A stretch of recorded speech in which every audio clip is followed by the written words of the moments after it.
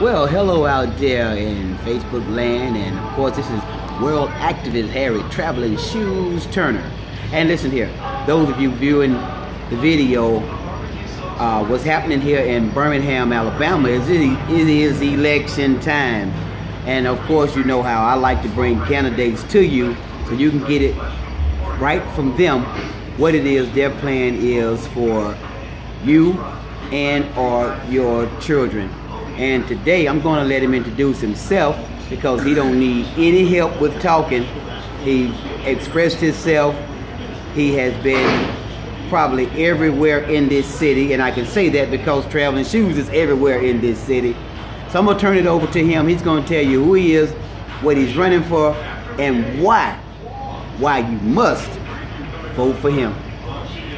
Hello Facebook. Many of you by face may already know who I am, but for those that do not, I'm Antoine Womack, candidate for the Birmingham Board of Education for District 8. I have been involved in this political process now for the past 17 years. Got started very young doing exactly what I'm doing now, grassroots. This election is very, very important. I know you hear candidates say that every election cycle that this is an important election, but seriously, they say this election is very serious. Me in particular, being an individual that have dropped out of high school, I've obtained an education now, but have dropped out of high school. We have a lot of issues that are facing Birmingham City Schools at this time. Many of you are aware of the big controversy that just took place with the superintendent search, where we had an interim superintendent who has been an employee of Birmingham City Schools for over 50 years, served in the system, got the system at a point where it can breathe. Not only that, he helped the board accomplish a lot of tasks as relates to getting an accreditation. The system was not accredited. He helped us get the accreditation back, and for him to apply for the superintendency, but did not get selected. It gets even better than that, Facebook. We had individuals from the state of Alabama, Jefferson County, and Birmingham, and within Birmingham City Schools that applied for that position. Neither of those different entities got considered for an interview. So I say that to say this, that I'm not running against a person, I'm running for the seat. I have a passion for education. I just don't do this when it's time to run for office. I'm constantly at the board meetings. There are a couple of things that I want you to know about where I stand on. Many of you are aware of charter schools. That is something, I don't care who's running, it's just not me, whoever's running. Charter schools are the law of the land in Alabama. There is one charter school that was approved by the Alabama Charter School Commission by the name of Star Academy.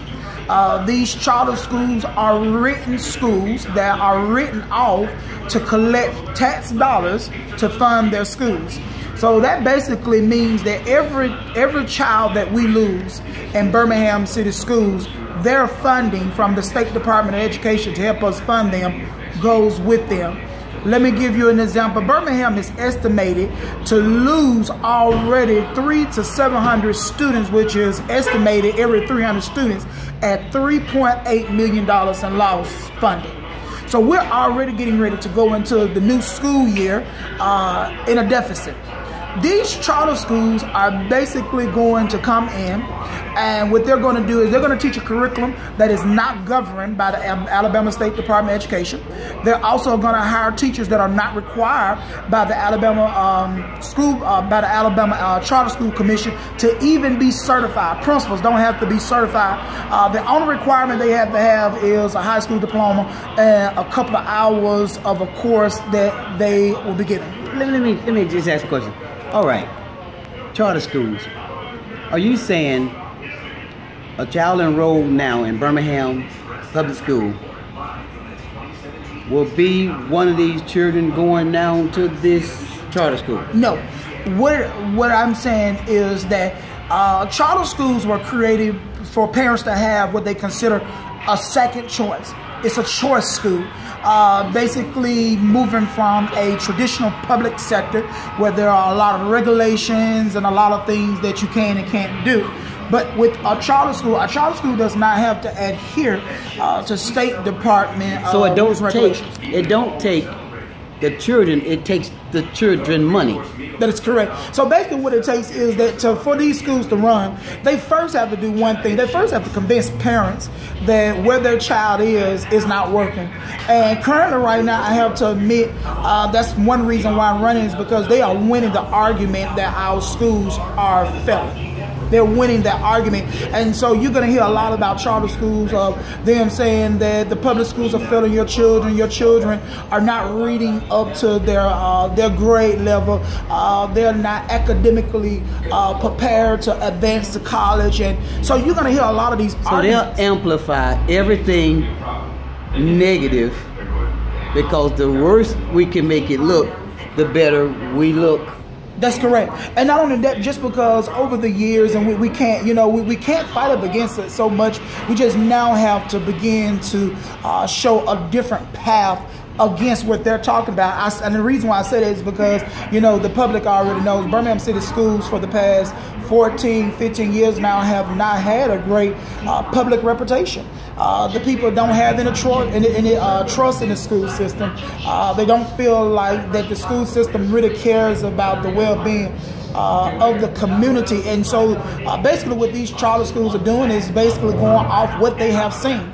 But what these charter schools are not able to do, and this is what you guys need to know, they are not able to raise nor accumulate money outside of tax dollars. So the question is that if they did not have the tax dollars, how were these schools going to be funded? And guess what? That was the thing the Republicans had to come up with. They knew we was going to come up with this charter school adventure. We got to take the money. And the way we take the money is by creating it as a public charter school. All right. And as we close out, we've discussed the charter school, and thank you for the information. I'm sure a lot of you appreciate it who only heard of charter, just didn't know what or how it works. Now, because you will still have a Birmingham public school in existence. That's correct. And you are running for a school board seat. That is correct. What can you say to assure these parents their child who is going to continue to be in the public school? That's correct. What benefit are you going to make sure they gain or don't lose? Let me say this to you, and I say this with sincerity. We have a superintendent that's just got here. We have to give her opportunity to work. Okay. One thing that I will say that I can assure if elected to the Birmingham Board of Education is that I made sure that the superintendent is, number one, promoting Birmingham City Schools, promoting what it is that we offer that these charter schools would not. Number three is to make sure that we are involving parents in the process of how we improve public education. It's not that public education doesn't work. They're overregulated and underfunded. And so one thing that I can ensure is that I make sure that our superintendent is putting before the board recommendations that will create a world-class education. Make sure that we are giving teachers resources that we can most definitely provide back at home. And the third thing is that we are making sure that our stakeholders know that they are a part. That's one thing that I can ensure. And not only that, another thing that you will see me do is that you will always see me question anything before I vote.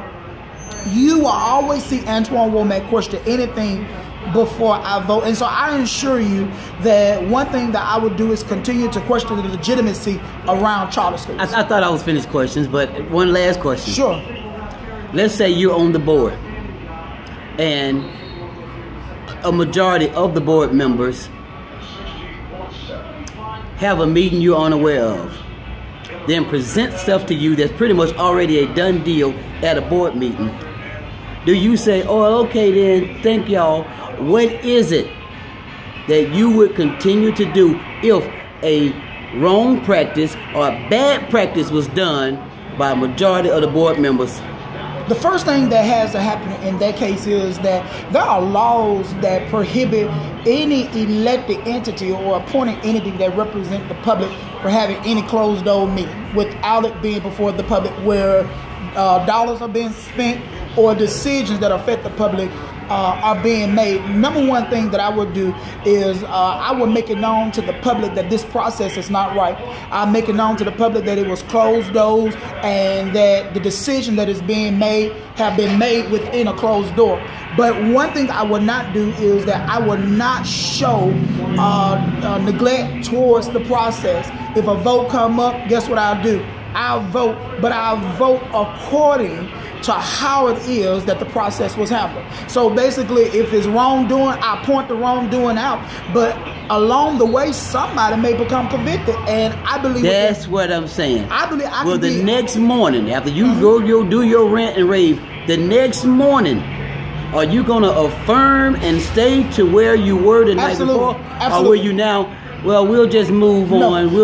No. Because see, what I'll do is that I rant and rave with facts and with the purpose. I rant and rave about why we should stop this process and why this is wrong. But one thing I am going to do, I'm going to show the people by voting against or for something that this is why it is that it's very important that we have moderate, but we have an individual that is passion focused on the issues and not politics. Really, we need people that's going to really look out for the best interests of our children. That's correct. And when they don't do that, to me, they're crooks. And we have to hold them accountable. And they have to be held accountable. Absolutely. Will you please give your name and when it is this vote is going to take place?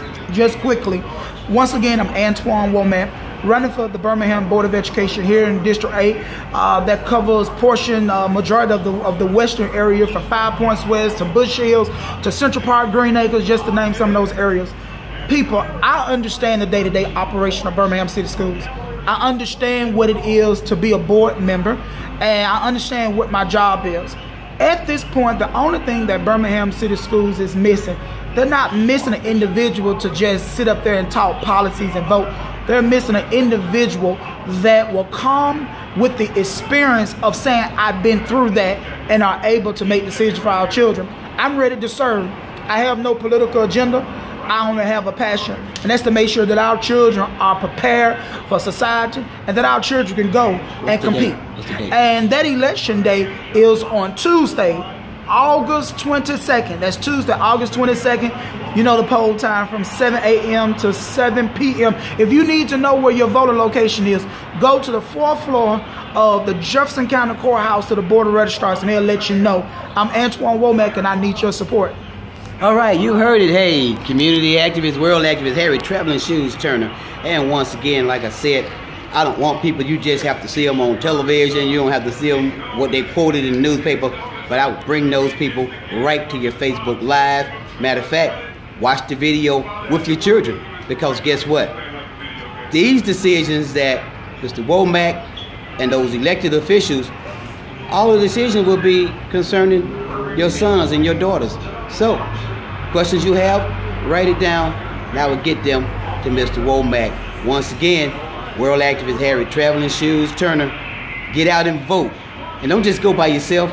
Take somebody with you. Get that uncle off the couch and take him down there. He's still registered, he just ain't voted. So, like he said, let's find out where your polling places are. And let's get down there and let's vote. Once again, world activist Harry Traveling Shoes Turner. God bless you. God keep you.